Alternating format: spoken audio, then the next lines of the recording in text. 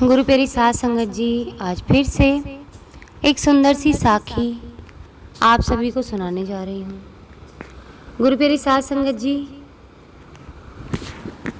हम सब ने हमेशा सुना है, कभी भी कोई इंसान मुसीबत में होता है या बीमार होता है तो डॉक्टर भी आखिर में आकर ये कह देते हैं कि अब इसको दवा की नहीं, दुआ की ज़रूरत है।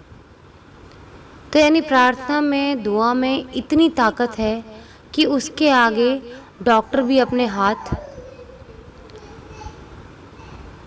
छोड़ देते हैं कि अब सब कुछ भगवान के हाथ में है, कि डॉक्टर भी हार मान लेते हैं। भगवान से की गई प्रार्थना में इतनी ताकत होती है।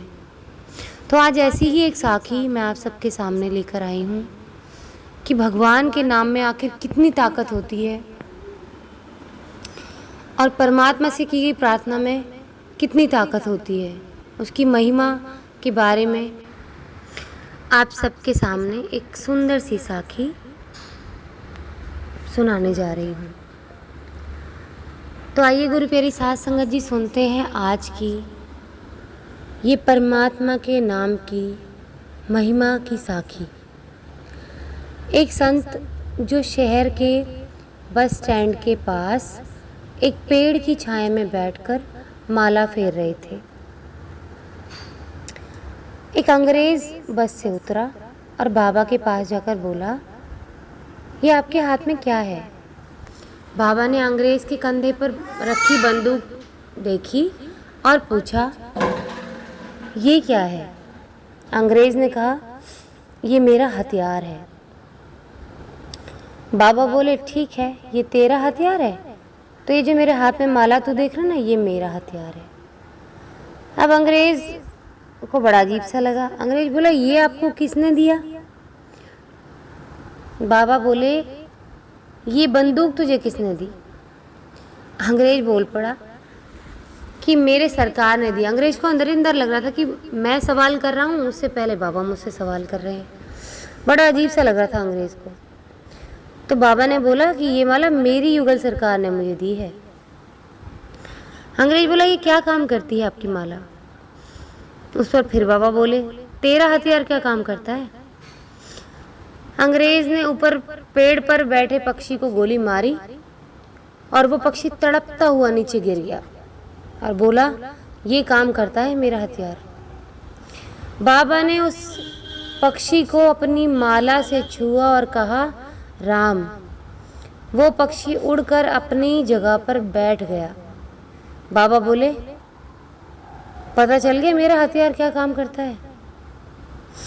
उस अंग्रेज ने भी तब से ही श्री हरि नाम की दीक्षा ली और हरि नाम की महिमा के रंग में रंग गया।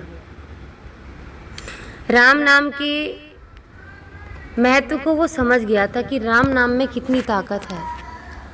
मैं तो सिर्फ मार सकता हूँ इस बंदूक से, लेकिन राम नाम में इतनी ताकत है कि वो किसी इंसान को जिंदा कर सकती है। पुराने ग्रंथों में, पुराणों में ये लिखा हुआ है कि राक्षसी प्रवृत्ति जो होती है वो किसी की जान ले सकती है, लेकिन किसी को जान नहीं दे सकती। और जो जान किसी को बख्श दे, यानी कि किसी के अंदर जान फूंक दे, वो परमात्मा की शक्ति होती है, दैवीय शक्ति होती है। तो गुरु प्यारी साध संगत जी, ये ताकत होती है परमात्मा के नाम की। बहुत सारी जगहों पर ऐसा हुआ है कि परमात्मा के नाम का गुणगान करके बहुत से रोगों से मुक्ति मिली है लोगों को। ये सुनने में कई लोगों को बड़ा अजीब लगता है, क्योंकि आजकल साइंस का ज़माना है। लेकिन वही साइंस के जो लोग हैं, जब ऑपरेशन थिएटर में वो भी जवाब दे देते हैं कि अब हम कुछ नहीं कर सकते, अब तो आप सब इनके लिए दुआ ही कर सकते हो। आपने भी बहुत सुना होगा, कई बार डॉक्टर्स कह देते हैं अब इन्हें दवा की नहीं, दुआ की ज़रूरत है। जब डॉक्टर भी, साइंस वाले ये लोग हार जाते हैं ना, तो वो भी उस परमपिता परमात्मा के आगे हथियार डाल देते हैं। चाहे कितना भी झुठला लें वो परमात्मा के नाम को, कितना भी साइंस में आगे निकल जाएं, लेकिन रब से आगे कोई नहीं निकल सकता। ऐसे बहुत से प्रयास भी किए गए हैं, आत्मा को कोई रोक नहीं सकता। इस पर बहुत सारे एक्सपेरिमेंट किए गए हैं। साइंस की आड़ में बहुत सारे एक्सपेरिमेंट किए गए हैं ये देखने के लिए कि परमात्मा नाम की, आत्मा नाम की कोई चीज़ होती भी है नहीं, और इसमें वो फेल हो गए हैं। उन्हें पता लग गया है, हर बार परमात्मा ने ये दिखा दिया है कि मैं हर जगह हूँ। ये आत्मा मेरा अंश है और इसको समय पूरा होने पर तुम एक शरीर के अंदर कैद करके नहीं रख सकते, चाहो तो भी इसको कैद नहीं कर सकते। तो गुरु प्यारी साध संगत जी, परमात्मा हर जगह है। उसके नाम की इतनी ताकत है कि आप कभी लेकर देखना। वैसे तो परमात्मा का नाम हर घड़ी लेना चाहिए, कभी परमात्मा को भूलना ही नहीं चाहिए।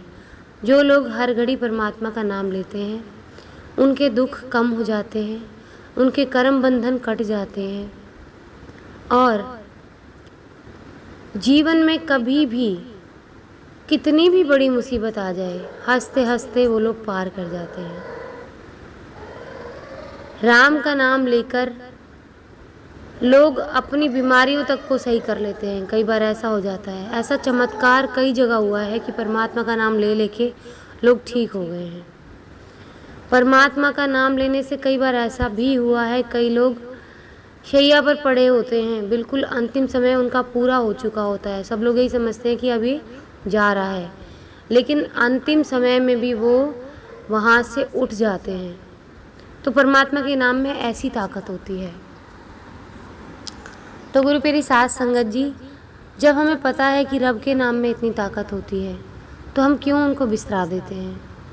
कर्म बंधन तो हमें काटने ही पड़ेंगे।